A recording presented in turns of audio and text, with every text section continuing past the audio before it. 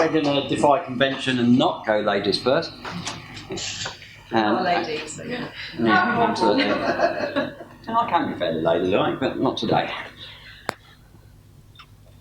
Anyway, I've got this theory, you see, that the role of the dead has been pretty much forgotten in Western occultism for about 150 years, thanks to some Freemasons you may have heard of. Use the microphone. Do I have to use a microphone? Yes, it's been recording your tit. Yeah. You're recording my tit? Okay. Well, let me turn you on. Anyway, yeah, Freemasons. Bunch of them you might have heard of, called the Golden Dawn, and Alice Crowley and people like that. Basically thought we don't need necromancy anymore because they were a bit jealous of spiritualism, basically. And that wasn't very helpful, but that's not how we started losing the dead. That happened quite a bit earlier. But in the Greek Magical Papyri, which my learned friend has a copy of right there, you'll find lots and lots of mentions of the dead in situations where nowadays we tend to think of fallen angels for some bizarre reason, which gives you a clue how it happened. It basically, the church. Now, the church can be quite accommodating of other people's beliefs and customs and things, as long as they convert to Christianity. But when it came to the dead, it wasn't going to happen, because dealing with the dead is, it's too pagan, basically, ancestor worship, stuff like that. So they took that over completely. So we'll deal with the dead, right? You have to bring them to church and we bury them outside, which is contrary to just about every religious practice previously, just out of interest. But, yeah. So we didn't have any dead people. Can I use your bloody microphone? It doesn't like you. It's not like you're using it, is it? Yeah. Anyway, so dead people got kind of cut out of magic from the early Christian period, which isn't a good thing, especially for magicians. And it's been a bit piss poor of us not doing something about it earlier, but we're getting around to it now. So, mostly I'm talking about Western magic as derived from the grimoires and influencing subsequent ceremonial traditions in the modern period. Now, there are obviously exceptions in folklore, spiritualism and elsewhere, but essentially the ceremonial magic, which is the stuff that all gets written down, has been missing the dead out for a long time. Now, this is odd because Western magic doesn't derive from King Solomon, who didn't actually write any books on magic, as you're probably aware, but it has a real historical background in ancient Greece and the later Hellenistic and Roman world. And this is where the term Goetia has its origin. And Goetia and necromancy are like that. I mean, they're virtually indistinguishable, particularly in the early days. And they both derive essentially from shamanism. And this isn't my theory, this is quite a well-respected academic idea nowadays. It took a while because they're all snotty about shamanism, that can only be applied to such and such a tribe in such and such an area, but they've got over that. And I said, well, yeah, there was these Greek shamans, and they were known as Goes, from which we get the word Goetia. There's a whole bunch of words in the Greek vocabulary, in fact, relating to it. And Goetia and necromancy are inseparable. But literary lineage of the grimoire tradition goes through the Orphic books, the magical papyri, Byzantine magical books, and eventually this stream kind of bumps into medieval Christianity and Renaissance Neoplatonism, and you get the grimoires. Don't need to dwell on that too long. I would like to raise a point. Go on. You say that we've ignored the dead in magic for 150 years, and actually it was removed in the early Christian church. I disagree with that. There is a particular book out available that everyone can buy. It's a very good book called Early Christian Magic, and that actually shows some really good examples of Coptic Christian magic, which is being used in the 5th century. It kind of knows. It is kind of contemporary, yes, yeah. But it is the early Christian church. It's a Coptic Christian text in a lot of cases that's using these spells, and a lot of the spells do use the dead. Because they're direct descendants of the papyri. Yes, but the church is still using it. People who are in the church and calling themselves Christian are still using it. 6th century, yes, 5th century. Yeah, quite a long time to lose the dead once it gets into Western Europe. So what we could agree on then is that the church itself is losing the dead, but the people in the church are not. No, I think people have likely had have beliefs about the dead and practices Okay. about the dead on a folk level. Yes. But, a bit snobbish, don't count Coptic Christianity as part of Europe. Okay. We will agree to disagree on that one. Fair enough. But like I say, the church could be accommodating of beliefs, but it took over dealing with the dead wholesale. So the dead became gradually separate from magical law in accordance with this new doctrine. And the varied roles of the dead in archaic Goetia were largely lost. Goetia as Solomon replaces them completely with fallen angels, etc., and most of the other grimoires do likewise. There are exceptions. Key of Solomon doesn't include any chapters on necromancy, but its timing element. Tuesday, you can conjure people who die violently. This goes back to ancient precedent. And Saturday, people who died of natural causes. And there's a bit more detail in some of the manuscripts. People being lost at sea is mentioned. That also goes back to Greek precedents. This was originally the job of the shaman, was to get people safely to the underworld. And the reason they weren't there in the first place was because they hadn't been buried properly, they'd been left on a battlefield or drowned, or just the ritual burial hadn't been done properly.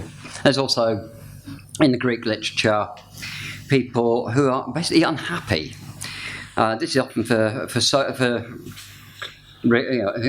has a social dimension. For instance, women who died childless, or people who didn't get married, people who didn't fulfil what society expected of them at that time, were thought to be unhappy in the afterlife. All that stuff's missing from the Key of Solomon, but it does have a few little snippets here and there. But in the earlier forms of the tradition, there's no precedent for the absence of the dead. We've largely got now. And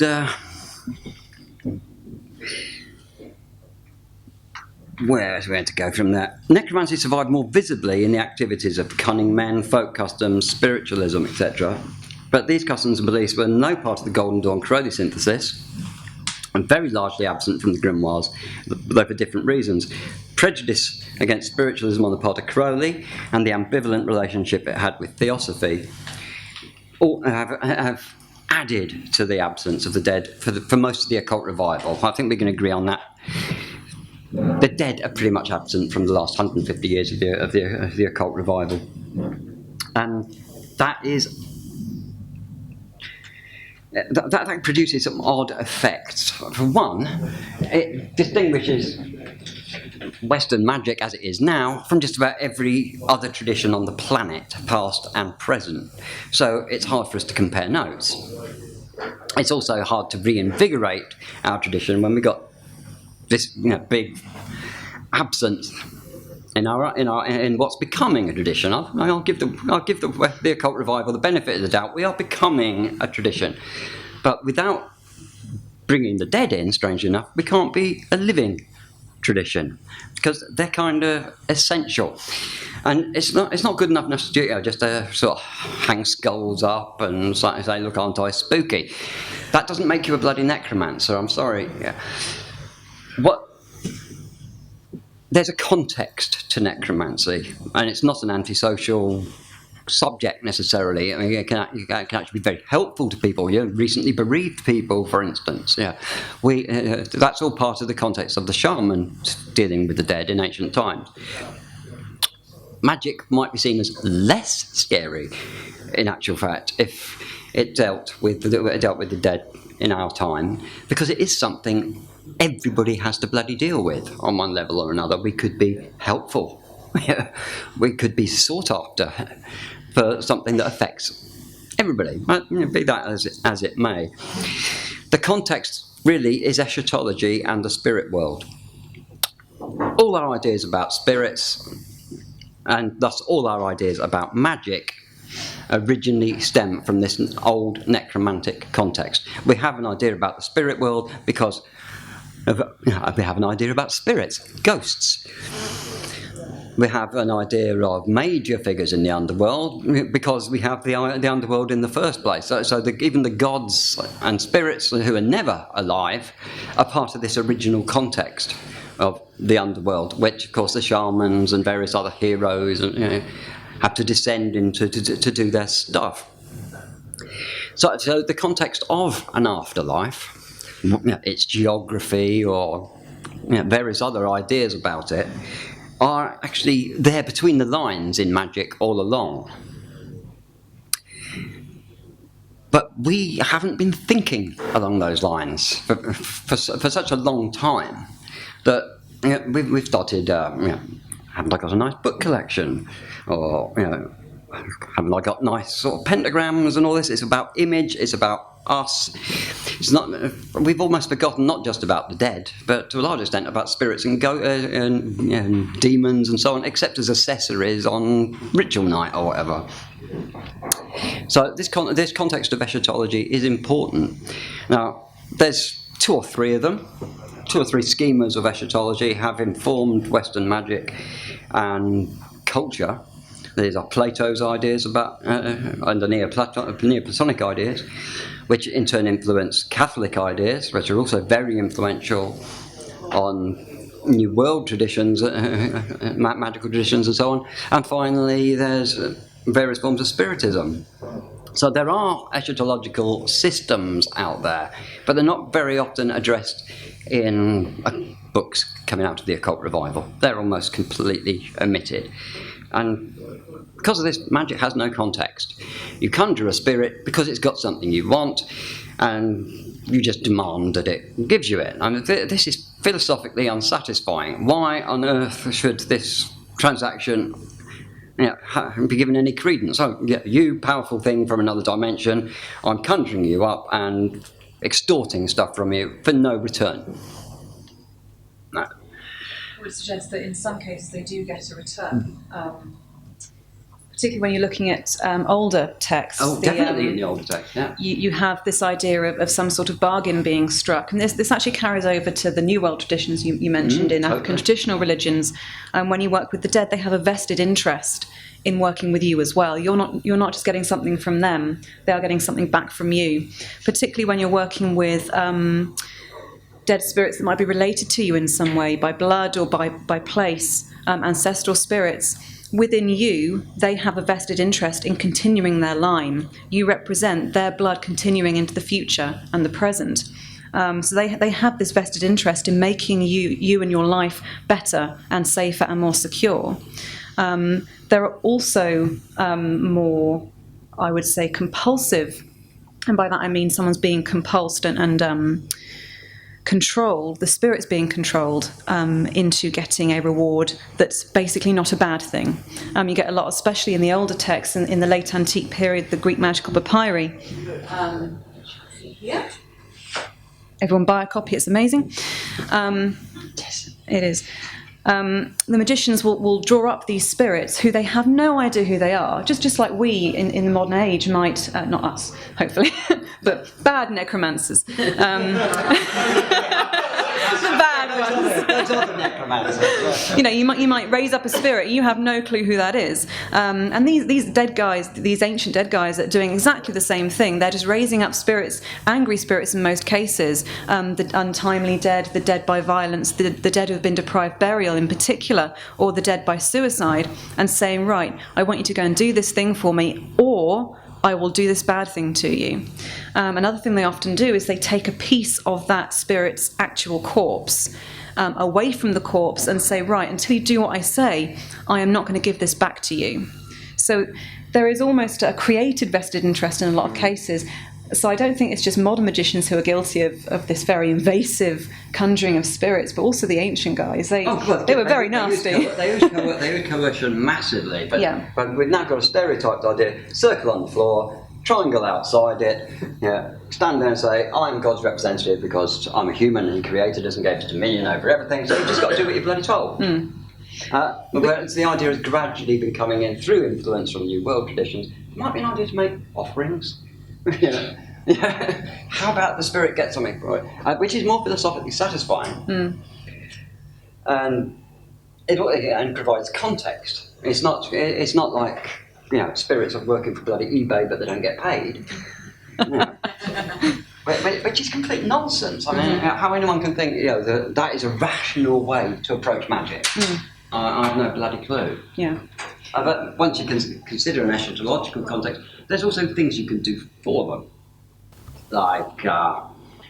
Like, for instance, you can sort out what was wrong with their burial, if that's what's worrying them. Yeah. There's a lot of examples from the ancient Greek texts. I think Homer writes of one where a spirit is promised a proper burial because he didn't have one in life when he was dead originally, and he's the one causing all the problems for a certain town. And he's promised, if you do this one thing for me, then I will bury you properly. There's also Erichtho, Lucian's Erichtho, this evil witch.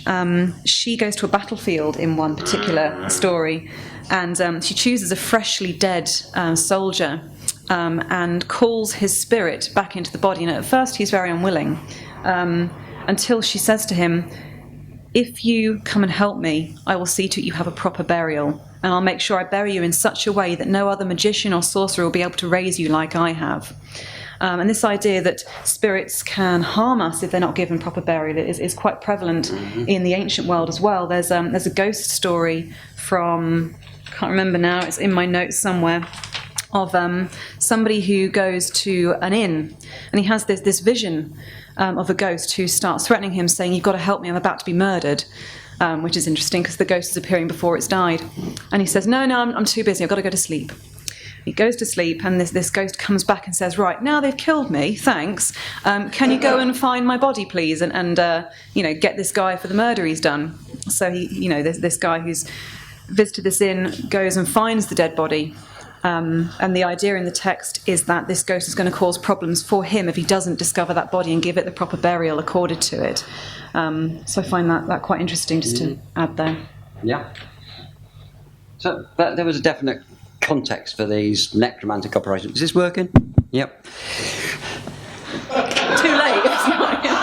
Which nowadays we don't have. Like we not only are we not working with the dead very much in Western magic, we've forgotten that other spirits might have some needs that we can satisfy rather than just demanding things of them. And an eschatological context, as I mentioned, is there in every other bloody tradition except our modern revival. And so necromancy, it's not all gruesome stuff like a Erichtho's. There's some of it is very. She's an extreme example. She's a bad girl. She's a very bad girl. But you can approach the dead in a respectful way and a polite way. But a lot of the stuff in the papyri isn't like that at all. And they're dealing with low-level ghosts and getting them to do some pretty nasty stuff, like force someone to go to bed with you. Weird idea in the ancient world. That's the most common use of ghosts, actually, in the Greek magical papyri. Totally. Attracting women. Forcing them. That's probably a more accurate. Yeah. Yeah, but nowadays we've got probably better ideas about romantic magic, but at the same time, a lot of the context for our demon conjuring comes from this older context of conjuring what are called necro-demons. I don't know about my pronunciation, but basically spirits of the dead. Necky-diamond. Yeah. So the context was shifted to our so-called goetic spirits. But in all of these contexts, there is generally something you can do for the spirit, and it's the low-level ones that have been kept in the grimoires. Occasionally, there's mentions of suicides, or people have been hung, etc. Where there are exceptions, it's always these unfortunate and not very pleasant ghosts. Whereas in the richer, more complete traditions, there's a graduated hierarchy. And spirits are seen as actually evolving after death. Well, they continue. There's spiritual they can reach spiritual maturity. There's like a goal for them, which is obviously our goal too in our own afterlife. And this is where we get models like the zodiac and the tree of life. Often have an eschatological context that's been forgotten. We go on these. Path workings, not thinking that actually this is what a soul will be doing in the afterlife. We just think of it as a sort of bit of astral tourism. And the zodiac is very similar. It's a wheel of life. Spirits in ancient times were seen as going around the zodiac, and they could leave at two places. Cancer, they could come back into life, and Capricorn, they could go off to the realm of the gods. So a lot of our occult models have eschatological elements in them, which we have forgotten. A lot of the repair work, excuse me. A lot of the repair work we need to do to revitalise Western magic, the bits are already there. Can seem like an incredible challenge, or we just forget that job, it's too big. It's actually not that big when you start looking at what we've still got that belongs in that context in the first place. Over to you. Okay. Just say something. They won't know. I'd also like to add to the point you were making about the idea of spirits evolving after death. There's actually quite a prominent tradition in Sansei, which is I guess you call it a kind of spiritist voodoo. In Sansei, there's the idea that you have spirits that are usually blood relatives that have died. Not very old, not very long ago either. These are quite recent blood relatives. You might have your dad, for instance, being one of these spirits that you work with. And the more you work with them, the more they raise up and get higher and higher till they become, I guess they can become Loire. There's many things they could do, or they could just go off and do whatever they want to do. So there's that idea in quite a lot of places, actually, which I find quite beautiful. People think when you say necromancy, all these dark graveyard practices and sacrificing black dogs to Hecate and things like that, and calling zombies up or something. But most of the time, it's nothing like that. It's actually very gentle, I guess is the word I'm trying to look for. And done on behalf of the community, yeah. Yes, and done on behalf of your own dead as well. A lot of the necromantic practices that all of you take part in will be working with your own ancestors, especially this time of year, October, November. We all hold Samhain celebrations, Day of the Dead celebrations, Fet Gede, all these celebrations which focus around our dead. They're essentially necromancy. Necromancy means literally speaking with the dead or working with the dead.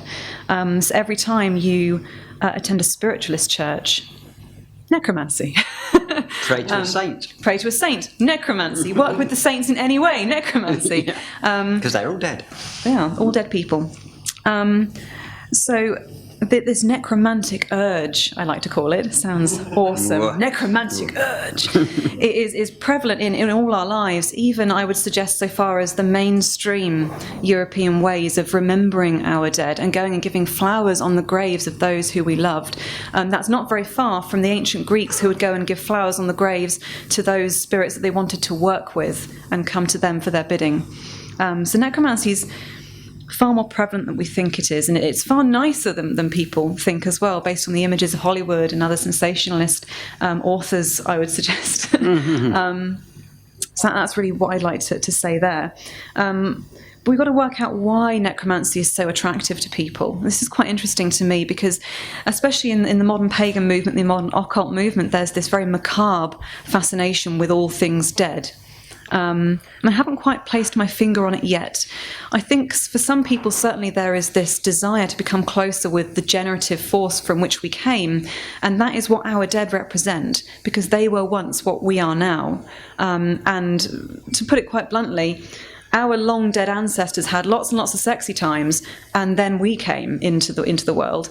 So they are our generative force, and they are under the earth, in the underworld, in the afterlife, whatever. So to access our own lineage, to access where we come from, we need to work with them, with the dead. So this is probably why we also find that sexuality and death is so often conflated. You get a lot of cults of sex and death, Thanatos and Eros coming together. Pardon the pun. Sorry. And again, that's something I find very interesting, that these two things often get put together in people's imaginations and people's magic specifically. And in voodoo, which is one of the traditions I work in, our spirit of death, Baron Samedi, is also a highly sexual being. He has a big zozo, as they say. Zozo, by the way, is the Creole slang word for cock.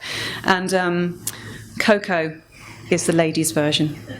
So if you ever hear that, Zozo Coco, you know where it comes from. So yeah, he marches around using a big staff between his legs to imitate the penis and doing very sexual dances, but he's dead. But all the spirits of the dead in voodoo, and in a lot of other traditions as well, are far more lively than the living spirits or the spirits that represent birth or life or the stuff we get on with in the everyday. In Hinduism, you get this as well. If you look to the Indian Aghoris, the devotees of Kali and Shiva who push the taboos completely, they go and live in the graveyards. They're completely devoted to this idea of death and death of the ego and death of the self. But they smoke, they drink, they have sex, they take drugs, they do all of these things which A, are taboo, but B, are much more lively perhaps than some of the other things you might do in religious practice.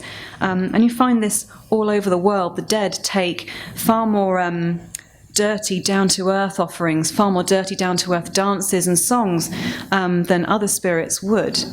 And I think this is simply because they have been us, they have lived, and they want some remembrance, some semblance of that once more. Now, in the Greek tradition, this is borne out by the fact that if you call up the dead from Hades, you're supposed to give them blood, which is obviously the most symbolic of life that you can give them. And it's only when they're given blood that they can speak with you. There's a very famous passage when, I've forgotten who it was, one of the heroes, Odysseus, I think, was going to call on Tiresias, the blind seer. And he does this particular rite to call up the spirit of Tiresias from Hades. And what he does, he digs a pit, he does all these wonderful rituals. He gives them offerings, funerary offerings, sweet wine, honey, milk, and finally he sprinkles white barley upon this. And this is traditional funerary offering. This is what you give at an actual funeral for the Greek dead. And then he's told, right, all these spirits will come to you, but do not allow them to drink this until Tiresias comes to you. So eventually Tiresias comes, and then they are given blood. And only when they're given blood can Tiresias actually form the words to speak to this hero and tell him what he wants to know. So we have this juxtaposition of death and life always happening with necromancy. So it's not as macabre as I think people would like to believe. It's not all about destroying things and creating destruction and zombie armies and zombie army. Hey, I like zombie armies. Yeah, I like zombie armies, but it's not all about that. No, it's not all about the zombie apocalypse. It's much more about helping in the everyday world as well. In a lot of traditions such as spiritualism, spiritism, voodoo, you'll find the spirits of the dead come and give you advice for how to go about your daily life. They'll say, okay, you're having problems conceiving a child, here's what you need to do. You're having problems selling that house, here's a spell for that. It's that vested interest they have in us and our lives that helps us juxtapose life and death and helps us walk that line between living and dying. I think I've ranted a lot. Yeah. Back over to you. Anything you want to add to that? Yeah. The evolution of spirits in the afterlife is a major part of why a transaction with them will work. Give it some kind of practical basis, and Kim's done a very good job explaining how this involves your ancestors or members of your immediate family who passed away, but it applies across the board as well to the dead in general.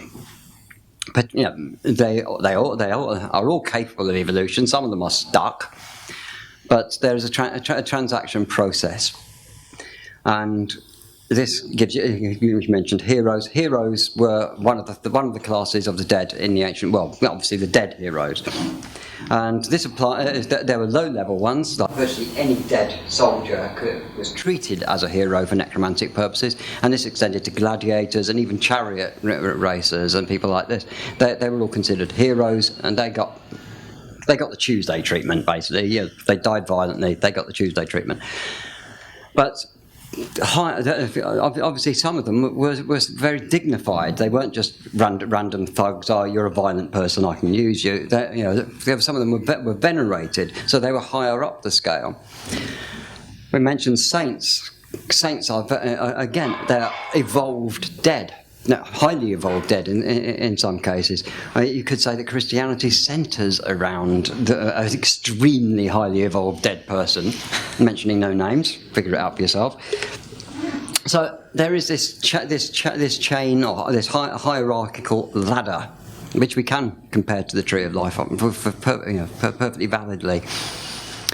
And it stretches up towards deity, essentially, not necessarily a Neoplatonist sort of unmanifest deity, but just a regular sort of thunder god will do quite nicely. The dead are part of that chain, and it's continuous. You can help them, but with offerings, they can help you. Your evolution is going to matter to some of them as well. So the magician has a vested interest in talking to them. They have a vested interest in talking to the magician. And to Joe Public as well, because we all do a little bit of necromancy, whether it's visiting a grave, praying to a saint, whatever it might be. There are elements of necromantic thinking all the way through magic, because it is the bottom line. Our whole conception of a spirit world inhabited by other kinds of spirits starts with the dead. Magic without the dead becomes nonsensical. There are elements of it that are quite profound, philosophical and so on, but without the dead to explain how we got to think like that in the first place, a lot of magic is nonsensical. Whereas magic is not irrational. It has coherent thinking involved in it, whether you believe in that thinking or not. It is rational, it is thought through. The word astrology has got a logy on the end because it's logical. It's a rational process. And as soon as you take a vital element like the dead out, it becomes nonsense, it becomes superstition, or it becomes game playing. But with a real spirit world, you also have to be responsible. Magic isn't a game you play part of the time. Necromancers tend to be very full-time. That's why there's not many of them. There is actually a very good book. I forget the name of the author, but the book is called Communing with Spirits. You can get... Martin, thank you very much. Probably the only decent book on necromancy to be produced in modern times. It is very, very good, and I highly recommend it. I meant to bring a copy to show you, but I got out to lunch, didn't I? But yeah, that's the only decent book on necromancy. There's a lot of trashy ones, which are just ooky spooky, look at me, aren't I dark? But that one is actually intelligent. He's obviously done a lot of research. Amongst other things, I'd say he's been quite close to some of the African traditional religions. He doesn't get too specific about it, but it's fairly obvious if you know a little bit about them, that's where he's gone. It's a very coherent book. I highly recommend it. Otherwise, a lot of people who say they're into necromancy are just trying to be ooky spooky, but this doesn't make it an ooky spooky subject. It's a very serious, very important subject with lots and lots of depth. Even before the papyri, which come pretty much at the end of the line. You go. The ideas about the dead go back to at least the late Bronze Age, which is where history starts. You can assume it must have been there before. I have something on this. Oh, just got something on this. He's got a question. I have a question, yeah. I found it now. Do you want to go there? Yes, just an example of a Sumerian necromantic rite is the idea of giving an item belonging to a victim, a magical victim, to a dead spirit, and you actually put it in the grave of a dead man. So this is ancient Sumerian, and the incantation, it's not an incantation, it's a written text against the witches says, "You have picked me out for a dead body. You have handed me over to a skull. You have handed me over to a ghost of my kin. You have handed me over to the ghost of a foreigner, to a roving ghost for whom nobody cares. You have given figurines of me to a dead man. You have picked out my figurines for a dead man. You have placed figurines of me with a dead man. You have placed figurines of me in the lap of a dead man." So in ancient Sumeria, people were using dead people, the graves, particularly of foreigners in this case. The ghosts of people you don't know were terrifying, and using them in malefic magic against people. So that's, 3,000, 4,000 BC? Yeah. Yep. Yeah, as soon as history starts, there it is. Your question? Thank you for letting me butt in. I just want to run a question past you two guys and for some feedback on its pertinence and value. We're talking about the place of necromancy, the context in which it's meaningful. Many of us here are, as you said, Kim, dealing positively with our own dead, our recent dead, our ancestral dead. And that seems to me to hark back to older models of societies. I'm thinking cultures broadly described as shamanic, where the role of the magical specialist there was very much a community role. It was about helping the community to deal with those aspects of reality that were immediately obvious, and that the ongoing interaction with their dead was part of that world. It was a community thing, a community deal, and that therefore what the shaman and analogues were doing then was making sure that people who died from the tribe, the clans, the community, remained part of it in some way. They weren't lost. They always remained in interaction and therefore contributed to the ongoing life of the community. And when religion kind of took over, especially Christianity, took over that function, as you were saying, Jake, the Catholic Church has for a long time maintained a threefold division of the Church. Which is the Church militant, that's us down here, the Church suffering in purgatory, and the Church triumphant, those in heaven. Always on the understanding that there is only one community. There's a Venn diagram, there's a circle surrounding all of this lot, saying that they are actually in communion, in contact, through, of course, the grace of the Holy Spirit. And it seems to me that where you're looking to fill a gap in modern occultism, is that occultism has lost that sense of community. In this postmodern age, we're all fractured and broken up from each other. Yeah. We don't have a Christendom model to fill that gap and to produce an alternative. So now we're stuck as a bunch of existentially challenged individuals. So I'm wondering, how do we deal with this death thing? And that seems to me to be part of the gap. What do you think of that? That's what we sense. That's a very interesting point you raise, because, as you say, a lot of us practice alone, so we don't have that community to tend to or be tended to by.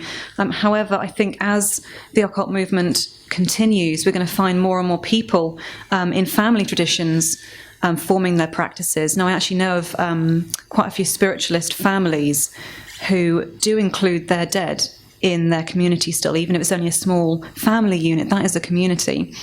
Somebody I know, I was actually present when their grandfather passed on, and they're a spiritualist family, and as soon as he passed on, for them, he stayed a part of the family, and he went home with them. His spirit went home with them that day. And they still talk to him, and he still visits them in dreams, and I've spoken to him in dreams as well. And he still gives them advice, and they still give him offerings, the stuff that he liked in life. So I quite like this idea that as we all continue, and some of us have kids, some of us have kids, or we form friendships and alliances. We do form small communities. They're not the same as they used to be, but they're small and they're there. And eventually we will form our own working practices and see to each other's needs in that way. And our dead, hopefully, will start to be treated in that way. Now we're moving away from the, oh God, I'm in the closet here with my evil pagan ways, and society might kill me and burn me at the stake. That's not happening anymore, so we can form these communities again. So hopefully the dead will start coming back and being tended to once more when we can found those communities a bit better. Do you find one thing about when you were saying about people being fascinated with the darker aspect when they're in the paganism? I find that people are so separated from death now. Death is so clinical and so removed from your family and so removed from yourself, and you are legislated in how you mourn and how long you mourn for and what you do with the body, and that you mustn't touch it, and that people are fascinated with death because they just don't know what it is anymore. And I think that because we've lost, and I come from the Rhondda Valley in Wales, and up there, my gran was on the kitchen table for 3 days, and you sat with her. But now, they have to go to the mortuary, and you have to stay away, and you're not allowed to go to the morgue or anything. And I find that level of disrespect for the dead, they must be so pissed off. You know, it's unbelievable. And it just, that doesn't seem to be getting easier. In fact, it's getting harder. So how do we overcome that? There are certain places, certain hospices in particular, that will let you in some way tend to your dead after they've passed on. Obviously, dead after they've passed on. Well done, Kim.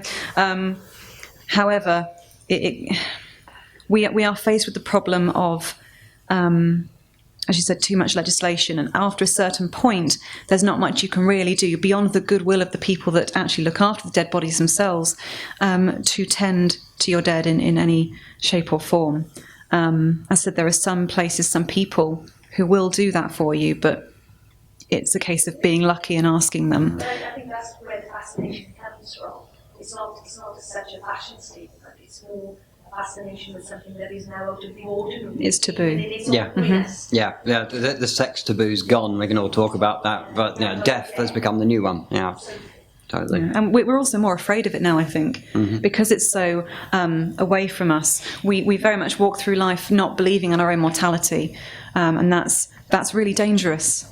That's a real shame. I think if I could bring back anything from the old world, it would be tending to our own dead. To have some random stranger who I've never met and who a family member has never met tending to their body after he's died and washing him and dressing him in all his funerary clothing just seems very alien to me personally. And I'd like to think that I would have that opportunity, but I highly doubt that I will, unfortunately. So. Do we have some more questions? Yeah, question. Hello. Earlier, you said, you said there was an ancient practice where someone would coerce a spirit by taking, was it part of the body? Or Yes, in Greek the word is ousia, which actually translates as stuff, but specifically refers to stuff from the body or upon the body, like clothing, hair, skin, blood, semen, that kind of thing.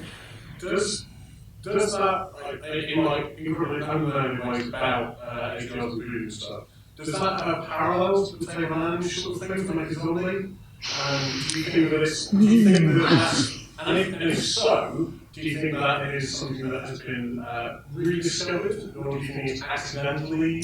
It's never been forgotten. We can look at magical practices right from ancient Sumeria all the way through the medieval period, the early modern period, and into the modern period in Europe. And ousia, or stuff, is used throughout. If you go to the Witchcraft Museum in Boscastle, there's wonderful examples of ousia being used in curses, particularly love curses. When I say curses, because they are usually coercive magic. You have things like a lady's shoe being used and stuff being done to the lady's shoe. You have a photograph of somebody there, which is, I believe it's got bullets attached to it in a nice twist on the needles in a voodoo doll kind of idea. So we haven't lost this idea of ousia and how magical it is. I think that plays on the idea that we haven't lost. It's always with us. That parts of us are still linked to us, even when they're not part of us. We feel very possessive of things like our own blood, our hair, etc. We keep locks of our lover's hair, as an example. So I don't think we've lost it. But specifically in voodoo, to address your idea of making zombies and the T-bonage, there are things done in voodoo using someone's stuff willingly, which are protective. And I think if someone were to gain that item, they could harm that person because it has a link. I think that was what you asked, wasn't it? Yeah, and sort of like if that was so it was so effectively that whole thing it's been a continuous link. There's never been a gap there. So I haven't seen a gap, certainly. I mean, you also have in the African traditional religions and in hoodoo specifically, someone's ousia being used in other ways. So, for instance, a lot of love spells will use the menstrual blood of a woman who wants to attract a man to her, and she'll put it in his food, that kind of thing. It's not very nice, sorry, guys. That's very long-lasting, that tradition, yes, isn't it? yeah. Or you'll put a bit of your hair in someone's coffee.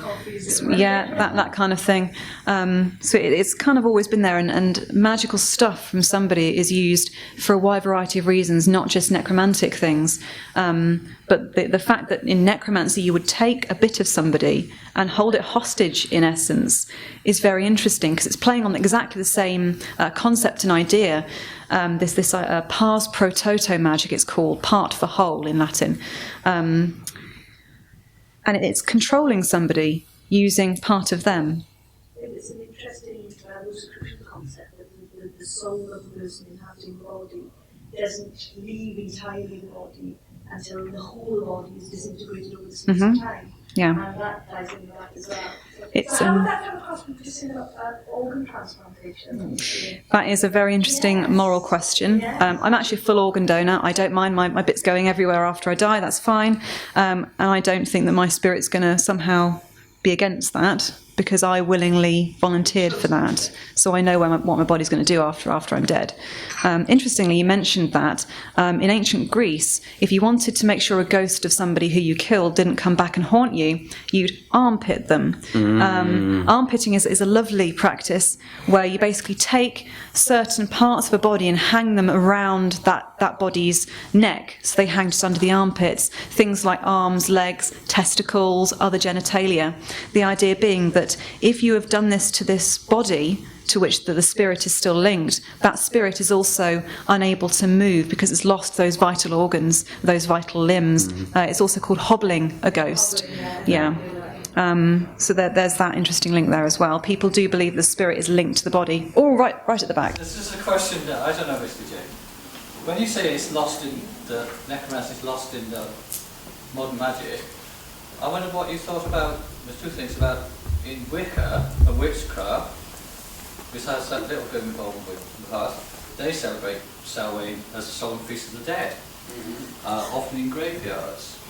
In the Goat Dawn tradition, the focus on the cult of Osiris, who is a corpse. Oh, he's definitely a corpse, yeah.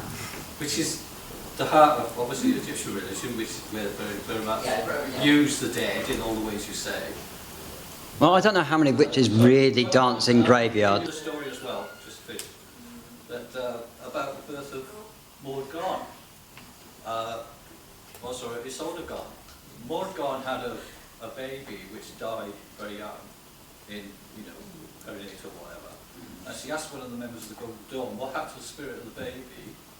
And he said, well, if you conceive another baby now, over the grave of the corpse of the baby, you'll conceive the spirit of the baby into the new baby. So she went into the catacombs in one of the Paris cemeteries and had sex with the father of the baby over the corpse, over the coffin of her dead baby, and then conceived Isolde Gon. And that's a tradition within the Golden Dawn. So I wonder where that tradition comes from. And it sounds like an individual in the Golden Dawn. It's not Golden Dawn practice. Can I add something on that? I think that the Golden Dawn lost the idea of the necromancy to start with, although little Mayfers went back later to go into grimoire magic.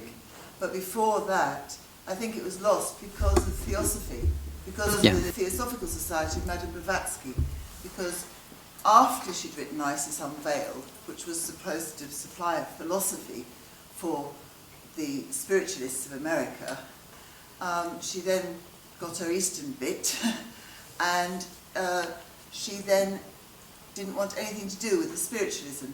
Yeah, I think that's absolutely true. That was so imbued then into the Golden Dawn. They picked up all these other ideas from Anna Kingsford, who was a spiritualist, but because she died and theosophy was reigning supreme, and the Theosophical Society had gone to the eastern side more, the Golden Dawn dropped spiritualism. I think it did, yeah. Now, though, it's an interesting case Mark mentioned. I suspect that was an individual member with his own interests. And by and large, there's no eschatology, no necromancy, except in disparaging terms in the Golden Dawn corpus, and Crowley continues it. Thinking about the Wiccan tradition, I find had experience of the Wiccan rituals at Samhain. it's the act of remembering the person in the photograph rather than the act of interceding with the person that is dead. Yeah. That tends to happen a lot in the show. It's the act of remembering rather than the act of working together. Although there's a lot of people who will actually specifically scry with the aid of a dead relative or a dead person. They'll receive messages at Samhain in Wiccan ritual. Yeah, I think it's probably more prevalent in witchcraft than ceremonial magic, which is, why I prefaced my part of the talk that way. It is mainly the ceremonial magical tradition that has lost it, which is a shame, because they're the ones that write most stuff down and could actually shape some kind of philosophical approach to it which would benefit us all. So, because the Golden Dawn and to a large extent the Thelemic movement were kind of spearheads of the occult revival, and they dropped the ball in some very important areas. And the dead and eschatology are certainly one of the most important of all.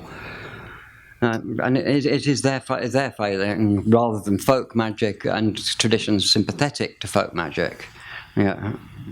Which are generally more inclusive of the dead.